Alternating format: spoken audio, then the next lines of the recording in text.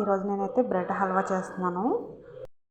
బ్రెడ్ని మనం ఈ విధంగా తక్కువ ఆయిల్తోనే యాక్చువల్గా బ్రెడ్ హల్వా అనేది డీప్ ఫ్రై చేస్తారు చాలామంది. నేను కూడా డీప్ ఫ్రై చేసేదాన్ని. కానీ మనం ఆయిల్ ఎక్కువ తినకూడదు అనుకున్నప్పుడు బ్రెడ్ని ఈ విధంగా మనం తక్కువ ఆయిల్ వేసుకుని ఇలా నాన్ స్టిక్ దోశ పాన్ మీద ఇలా రెండు వైపులా ఆయిల్ కానీ లేకపోతే గీ కానీ వేసుకొని మనకి లైట్ బ్రౌన్ కలర్ వచ్చే వరకు ఫ్రై చేసుకోవాలి.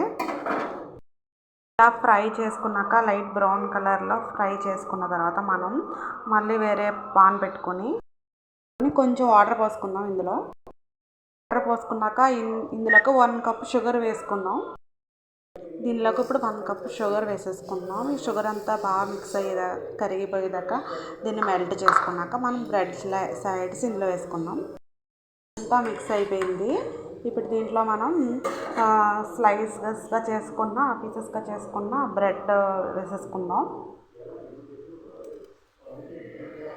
ఇదంతా కూడా మెత్తగా మనకి హల్వాలా అయ్యేదాకా బాగా మిక్స్ చేసుకోవాలి.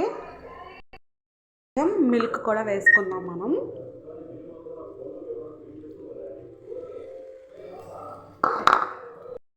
ఇలాచి పౌడర్ వేద్దాం.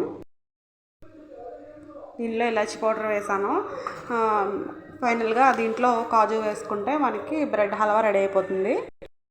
కాజు కూడా వేస్తున్నాను. ఫైనల్గా బ్రెడ్ హల్వా అయితే రెడీ అయిపోయింది. దీన్ని సర్వింగ్ బౌల్లోకి తీసుకుందాం.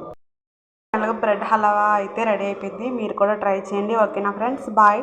నా ఛానల్ నచ్చితే సబ్స్క్రైబ్ చేసుకోండి అందరూ. Bye friends.